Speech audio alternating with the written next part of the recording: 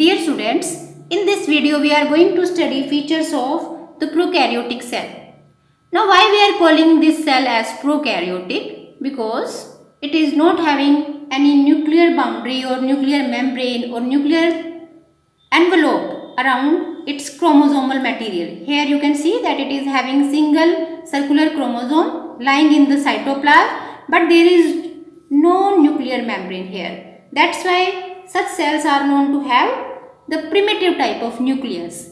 Their DNA or their chromosome is not bounded by any nuclear envelope, and that's why they are known as prokaryotic. Pro means primitive, karyon means nucleus. Now let's study what are their basic features. You all have studied the features of the members of kingdom Monera in last videos, and we all have discussed features of a few members belonging to the kingdom Monera like bacteria, blue-green algae, mycoplasma, or the mycoplasma is also known as the PPLO, pleuropneumonia-like organisms, and the spirochetes. Such all these organisms, they have this basic structure of prokaryotic cell. Okay.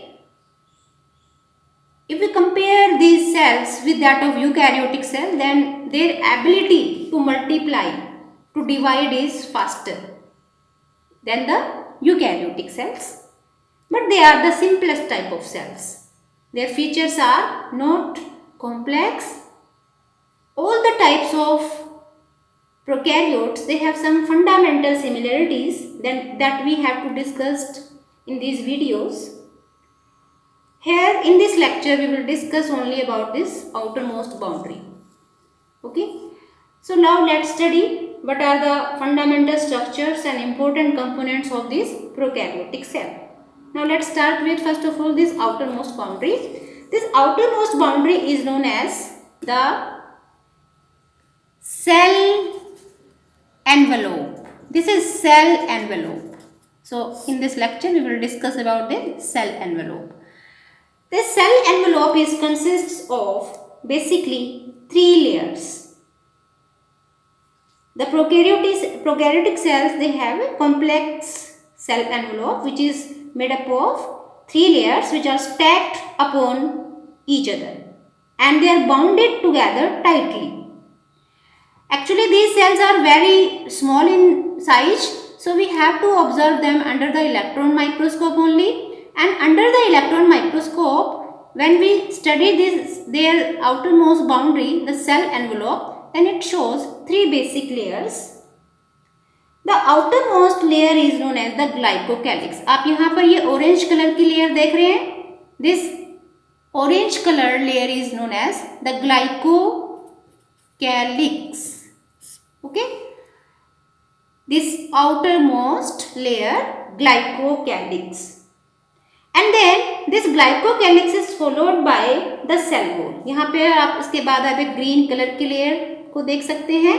This green colored layer is the cell wall. हम अभी cell envelope को discuss कर रहे हैं. Cell envelope includes three basic layers. The outermost is the glycocalyx. Okay, and after this there is cell wall.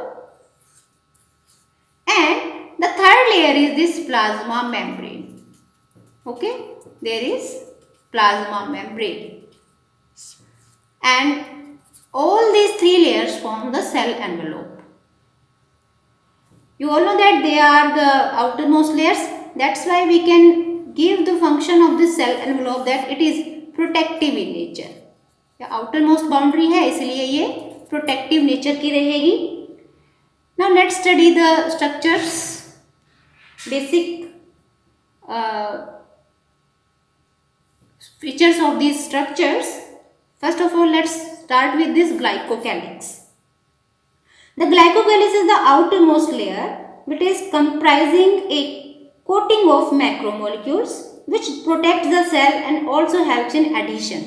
ये जो glycocalyx है, जो आपको orange color का दिखाई दे रहा है, ये एक ऐसा कोट है जो किसी भी सेल को प्रोटेक्शन तो देता ही है, उसके साथ साथ वो किसी पर्टिकुलर सरफेस के साथ, किसी पर्टिकुलर सबस्ट्रेटम के साथ इस सेल को अटैच होने में हेल्प करेगा. It will help in adhesion.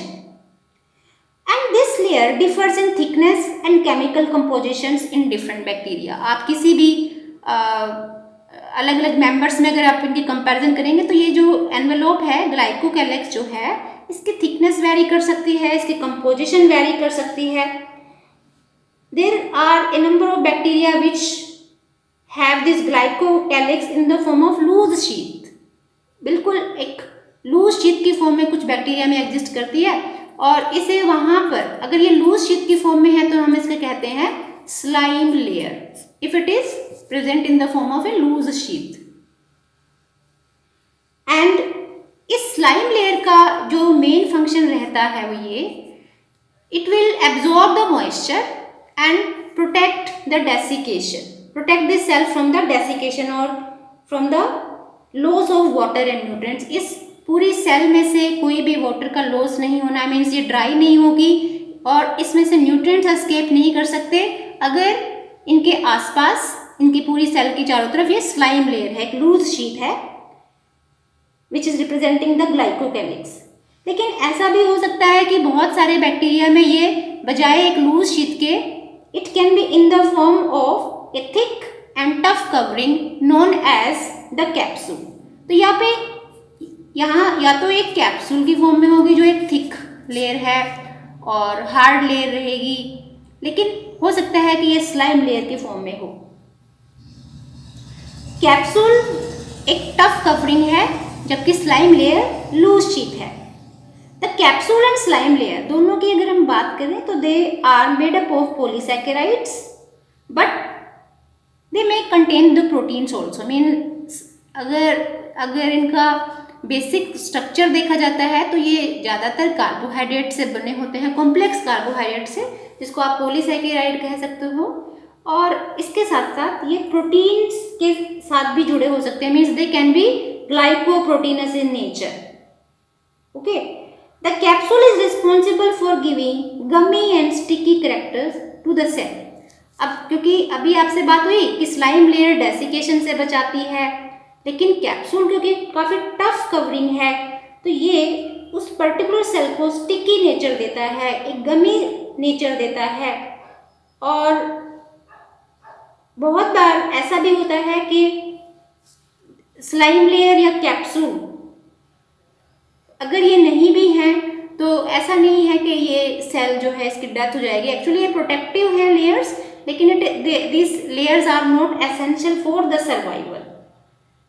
And sometimes these layers also help in detecting the antigens. Immunogenic layers का भी ये काम कर सकते हैं. कोई भी बाहर से ऐसा कोई भी सब्सटेंस जो इस सेल के अंदर एंट्री कर सकता है, उससे इन सेल्स को सिग्नल देने में, उनको डिटेक्ट करने में कैप्सूल या स्लाइम लेयर हेल्प कर सकते हैं.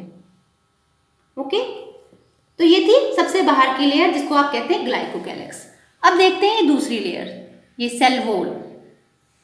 ठीक है, तो सेल वॉल जो है ये सेकेंड लेयर कह सकते हो which is below this glycocalyx. इसके नीचे वाली जो दूसरी लेयर ग्लाइकोकैलिक्स के, उसको आप सेल वॉल कहते हैं. And basically function of this cell wall is to provide shape to the cell. क्योंकि ये काफ़ी हार्ड लेयर है तो ये इसका बेसिक फंक्शन रहता है कि ये इस सेल को एक शेप देती है. And it provide a strong structural support to prevent bacteria from the collapsing और the bursting in a hypotonic solution. अगर ये सेल्स अगर एक्वेटिक मीडियम में है तो वहाँ पर ओस्मोटिक कंडीशंस डिफरेंट होने की वजह से हो सकता है कि सेल के अंदर वाटर काफ़ी अंदर चला जाए. मीन्स अगर हाइपरटोनिक कंडीशंस अगर इस सेल में है तो बाहर से वाटर ऑस्मोसिस से एंट्री कर सकता है, तो उस केस में सेल स्वेल हो जाएगी, स्वेलिंग हो जाएगी और इसके चांस रहेंगे कि ये बर्स्ट हो जाए. या अगर इसे किसी हाइपरटोनिक सॉल्यूशन में रख दिया जाएगा जहाँ पे वाटर की कंसंट्रेशन इस सेल से कम है, तो ऐसा भी हो सकता है कि सेल का वाटर एस्केप कर जाए. तो या तो ये चांसेस है कि ये कोलैप्स कर जाएगी या फिर ये बर्स्ट हो जाएगी. लेकिन दोनों ही कंडीशंस इन सेल्स पर अप्लाई नहीं हो पाएंगी, क्योंकि इनको प्रोटेक्ट करने के लिए, इनकी शेप को मेंटेन करने के लिए ये हार्ड लेयर है जिसको आप सेल वॉल कहते हैं। This layer is rigid due to presence of a special macromolecule called as peptidoglycan. आपने सेल वॉल के बारे में प्लांट्स में भी स्टडी किया है। बेसिक सिमिलरिटीज की बात करें तो बैक्टीरिया और प्लांट्स में दोनों में सेल वॉल होती है, लेकिन the bacteria are not having their cell wall composition like that of the plants. Plants have cellulosic nature of their cell wall, but यहाँ पर ये एक सेलुलोज से बनी हुई लेयर नहीं है, बल्कि इसमें एक खास केमिकल होता है जिसको आप पेप्टिडोग्लाइकन कहते हैं, या इसको आप म्यूरिन या म्यूकोपेप्टाइड के नाम से भी जानते हैं। And it is composed of repeating framework of long glycan strands, N acetyl muramic acid and N acetyl glucosamine, which are cross-linked by short peptide chains to provide a strong but flexible support framework. Okay, and a number of antibodies inhibit cross-linking of peptidoglycan strands. तो इसीलिए ये एक protective nature की होती है। एक information आपके लिए कि वैसे तो बैक्टीरिया को प्रोटेक्शन देने के लिए सेल वॉल है जिसको क्रॉस करके बहुत सारे एंटीबॉडीज एंट्री नहीं कर सकते, लेकिन हमारे स्लाइवा में और हमारे टीयर्स में एक स्पेशल एंजाइम होता है lysozyme. That lysozyme enzyme, naturally occurring enzyme, it provide defense against certain bacteria by hydrolyzing the peptidoglycan। कि जो पेप्टिडोग्लाइकन जिसको हम एक टफ मटेरियल कह रहे हैं जो इस बैक्टीरिया की प्रोटेक्शन करता है, इस पेप्टिडोग्लाइकन को हाइड्रोलाइज किया जा सकता है लाइसोजाइम एंजाइम द्वारा। तो अगर बैक्टीरिया हमारे स्किन के ऊपर है, हमारे स्किन पर या हमारे फूड के साथ कोई बैक्टीरिया एंट्री कर रहा है, तो हमारे स्वेट में लाइसोजाइम होता है, तो हमारे स्किन के ऊपर बैक्टीरिया ग्रो नहीं कर पाएंगे, या हमारे फूड में जो बैक्टीरिया हैं और वो एंट्री कर रहे हैं तो उनकी ग्रोथ को भी रेस्ट्रिक्ट किया जा सकता है लाइसोजाइम एंजाइम से। Even we all have lysozyme in our tears. तो वो इस सेल वॉल को डिसॉल्व कर देता है, इसकी पेप्टिडोग्लाइकन को ब्रेक कर देता है, और ये फिर बैक्टीरिया बड़े आसानी से किल किए जा सकते हैं। Okay, so this is the next layer, second most layer. बाहर से चलते हैं तो बाहर की आपने देखा सेल एनवेलोप है, और उसके बाद फिर सबसे बाहर ग्लाइकोकैलिक्स है, और उसके बाद फिर आपकी cell wall. Now let's discuss the next layer, ये है प्लाज्मा मेम्ब्रेन। लेकिन इस सेल वॉल और इस प्लाज्मा मेम्ब्रेन के बीच में आपको एक स्पेस भी दिखाई दे रही है, ठीक है। तो ये स्पेस को हम कहते हैं periplasmic space. This space is the periplasmic space, and after this periplasmic space you can see here this red layer जिसको आप प्लाज्मा मेम्ब्रेन कहते हैं। और प्लाज्मा मेम्ब्रेन के बारे में अगर हम बात करें तो ये this is an absolute requirement for all the living organism. कि किसी भी सेल को लिविंग या नॉन लिविंग आप प्लाज्मा मेम्ब्रेन की प्रेजेंस या एब्सेंस के बेस पे भी कह सकते हैं। किसी भी नॉन लिविंग सेल में आपको प्लाज्मा मेम्ब्रेन नहीं दिखाई देगा। This is the essential feature of all the types of living cells, चाहे वो प्रोकैरियोटिक है, यूकैरियोटिक सेल है, सब में ये बाउंड्री होनी जरूरी है। And this boundary is actually bounding this inner material of the cell. ये आपको साइटोप्लाज्म दिख रहा है, ये साइटोप्लाज्म को बाउंड करता है। यहाँ से कोई भी मटेरियल एक्सचेंज होना है, अगर यहाँ से बाहर साइटोप्लाज्म से कोई चीज़ बाहर जानी है या बाहर से कोई चीज़ इस सेल में एंट्री करनी है, तो उसको सबसे पहले प्लाज्मा मेम्ब्रेन को क्रॉस करना है। इन सेल्स, ये तो नॉन लिविंग लेयर्स हो गई हैं, जैसे ग्लाइकोकैलिक्स या इनकी सेल वॉल, ये नॉन लिविंग लेयर्स हैं। लेकिन प्लाज्मा मेम्ब्रेन एक लिविंग लेयर है, और ये किसी भी मॉलिक्यूल को एंट्री नहीं करने देगा। मीन्स ये एक तरीके से सेमी परमिएबल कह सकते हैं आप। It will only allow the specific molecule to cross the cell. Specific substance ही सेल से बाहर जा सकते हैं या सेल के अंदर जा सकते हैं। इस प्लाज्मा मेम्ब्रेन का स्ट्रक्चर हम डिटेल में कुछ इस प्रोकैरियोटिक सेल को जब हम स्टडी कर लेंगे तो उसके बाद इसका डिटेल्ड स्ट्रक्चर यूकैरियोटिक और प्रोकैरियोटिक सेल दोनों में, क्योंकि एक कॉमन बाउंड्री होती है, तो स्ट्रक्चर हम बाद में पढ़ेंगे। अभी सिर्फ आप याद रखें कि एक सेमी परमिएबल मेम्ब्रेन है, फ्लेक्सिबल कवरिंग है ये। Okay, it retains the cytoplasm particularly in the cell without cell wall and separated from the surrounding। जैसे माइक्रोप्लाज्मा सेल है, उसमें सेल वॉल ही नहीं होती है, तो सेल वॉल नहीं है तो उसके सेल के अंदर का कंटेंट यानी जो ये साइटोप्लाज्म में जितना भी सब्सटेंस है, इस सबको बाउंड करके कौन रखेगा?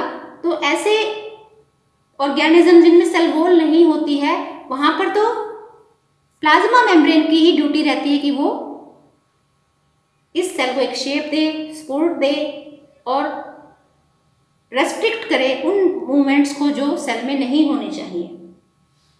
Okay, it also serve as selective permeability barrier allowing the particular ions and molecules. तो सेलेक्टिवली परमिएबल है, कुछ स्पेसिफिक आयन से बाहर से अंदर या अंदर से बाहर जा सकते हैं। ओके, नाउ यहाँ पे एक स्पेशल चीज जो बैक्टीरिया में या इस प्रोकैरियोटिक सेल में आप नोट कर सकते हैं कि सिर्फ ये एक ऐसी बाउंड्री नहीं है जो सेल को शेप दे रही है, सपोर्ट दे रही है या किसी भी मॉलिक्यूल को बाहर आने जाने के लिए कंट्रोल कर रही है। इसके साथ साथ एक बहुत इंपॉर्टेंट चीज़ जो प्रोकैरियोटिक सेल में आप नोट कर सकते हैं, देखिए यहाँ पर मैंने एक फोल्ड दिखाया है। This fold is known as the mesosome. ये एक मेम्ब्रेन का फोल्ड है, मीजोजोम। तो प्रोकैरियोटिक सेल में क्योंकि अंदर कोई भी आपको मेम्ब्रेन बाउंड स्ट्रक्चर नहीं दिखाई दे रहा है, आपने बहुत सारे स्ट्रक्चर्स लोअर क्लासेस में पढ़े हैं, जैसे mitochondrion, endoplasmic reticulum, chloroplast, Golgi apparatus, lysosome, ऐसे बहुत सारे स्ट्रक्चर्स आपने पढ़े हैं जिनके चारों तरफ बाउंड्री होती है। लेकिन क्या आपको यहाँ कुछ ऐसा स्ट्रक्चर दिखाई दे रहा है? So there are no membrane bound structures present in this cell। तो ऐसे बहुत सारे फंक्शंस जो दूसरे यूकैरियोटिक सेल में मेम्ब्रेन बाउंड स्ट्रक्चर्स कर लेते हैं, वहाँ पर बहुत सारे फंक्शंस को प्रोकैरियोटिक सेल्स में प्लाज्मा मेम्ब्रेन परफॉर्म करता है। ये इसके पास एक एडिशनल ड्यूटी है। जैसे एक स्ट्रक्चर आपको यहाँ दिखाई दे रहा है, this is the mesosome. This mesosome is a structure which is, you can say that it is extension of plasma membrane। यहाँ पर आपको ये extension दिखाई दे रही है, इसकी इन्वेजिनेशंस दिखाई दे रही हैं। और ये मीजोजोम की शेप वेरी कर सकती है, जैसे ये छोटे छोटे वेसिकल्स की फॉर्म में हो सकता है, वेसिकल होते हैं ऐसे राउंड स्ट्रक्चर्स, वेसिकल्स, ठीक है, या फिर ये लैमिली की फॉर्म में हो सकते हैं, या ट्यूब जैसे स्ट्रक्चर्स हो सकते हैं। ये फोल्ड वेरी करता है, इसकी नेचर वेरी कर सकती है, लेकिन एक्चुअली ये एक्सटेंशन है इस प्लाज्मा मेम्ब्रेन की। Now what special thing this fold is going to perform here. इस सेल में इसकी क्या इंपॉर्टेंस है?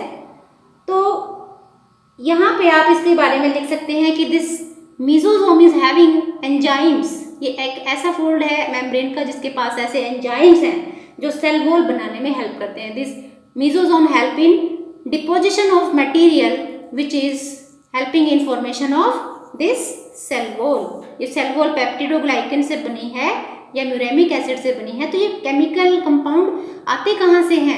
These chemical compounds are synthesized inside the cell। और इस सेल में उन सबको सिंथेसिस करने के लिए कुछ एंजाइम्स की रिक्वायरमेंट होगी, तो वो एंजाइम्स इस मीजोसोम्स के साथ एसोसिएटेड हैं। So mesosomes help in the cell wall formation. And आप यहाँ देखिए, इस मीजोसोम को मैंने इस सर्कुलर डीएनए मॉलिक्यूल के साथ भी अटैच दिखाया है। तो यहाँ पर इस डीएनए को, इस क्रोमोसोम को डिवाइड करने में, क्रोमोसोम को रेप्लिकेट करने में यानी उसकी कॉपी बनने में, और इसको डिस्ट्रीब्यूट करने में, डिवाइड करने में, जब ये एक सेल दो सेल में डिवाइड करेगी तो उसको डिवाइड करने में भी इस मीजोसोम का रोल रहता है।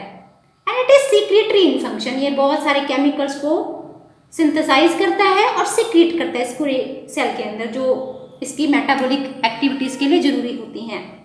And it increase the plasma membrane surface area and enzymatic content. क्योंकि देखिए यहाँ पर अगर इस मीजोसोम को आप हटा दीजिए तो प्लाज्मा मेम्ब्रेन की लेंथ कितनी होगी? सिर्फ यहाँ तक, ये इतना होगा।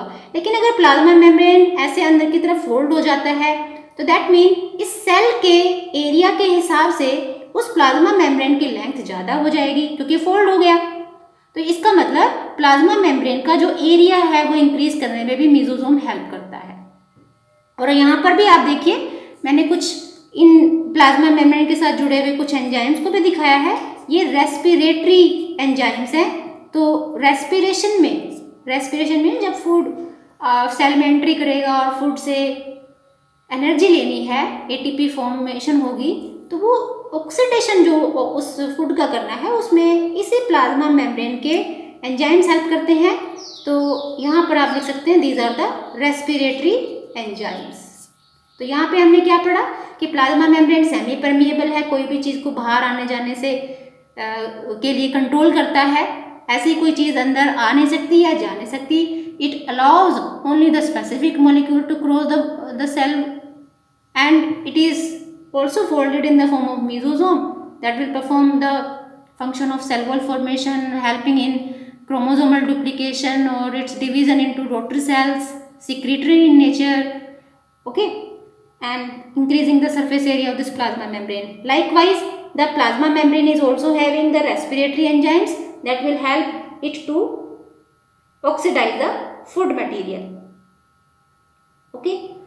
So इसके साथ साथ एक और आप इसमें अगर ये अभी जो आपको सेल दिखाई गई है ये एक हेट्रोट्रोफिक सेल है, लेकिन जो सेल्स होते हैं उनके पास अगर वो फोटोसिंथेसिस करती हैं तो इन्हीं मेम्ब्रेन्स के एक्सटेंशंस के पास फोटोसिंथेटिक पिगमेंट्स भी होते हैं और वो लाइट कैप्चर करने में सेल की हेल्प करते हैं। तो जो मेम्ब्रेन है यहाँ पर कुछ एडिशनल फंक्शन कर रहा है जो यूकैरियोटिक सेल में हम रिपोर्ट नहीं करते हैं। वहाँ पर तो ये सभी फंक्शन करने के लिए दूसरे स्ट्रक्चर्स होते हैं, लेकिन यहाँ पर कुछ ऐसा स्ट्रक्चर आपको नहीं दिखाई दे रहा है। तो आप कह सकते हैं कि plasma membrane is the location of critical metabolic processes like respiration में हेल्प करता है, फोटोसिंथेसिस में हेल्प करता है, synthesis of lipids and cell wall constituents. और एक चीज़ और है, क्योंकि ये प्लाज्मा मेम्ब्रेन है, आप नेक्स्ट वीडियोस में इसके स्ट्रक्चर को डिटेल में भी पढ़ोगे। आप ये देखेंगे कि इसमें कुछ स्पेसिफिक प्रोटीन्स होते हैं जो मॉलिक्यूल की एंट्री को अलाउ करेंगे या नहीं करेंगे उस पर कंट्रोल करते हैं। स्पेसिफिक मॉलिक्यूल से इसको क्रॉस कर सकते हैं। इसके साथ साथ वैसे ही कुछ प्रोटीन्स एंटीजेंस का काम भी करते हैं। They help this the proteins associated with this plasma membrane help in detecting the chemicals around this cell। इस सेल को प्रोटेक्ट करने के लिए ये डिटेक्ट करना जरूरी है कि आसपास कोई केमिकल ऐसा तो नहीं जो इस सेल को नुकसान पहुंचा सकता है, तो उनको डिटेक्ट भी इसके प्लाज्मा मेम्ब्रेन के प्रोटीन कर सकते हैं। Okay, so in this lecture we have studied that there are 3 layers. Outermost layer of this cell they are constituting the cell envelope, glycocalyx, the cell wall and the plasma membrane. Glycocalyx 2 forms में हो सकता है, या तो वो capsule की form में होगा जो एक टफ कवरिंग है, या वो स्लाइम लेयर की फॉर्म में हो सकता है जो एक लूज शीट है। नेक्स्ट लेक्चर में हम प्रोकैरियोटिक सेल में और कौन से स्ट्रक्चर्स होते हैं उन स्ट्रक्चर्स को स्टडी करेंगे। एंड आई होप आपको सेल एनवेलोप के बारे में जो भी हमने अभी डिस्कस किया वो सब क्लियर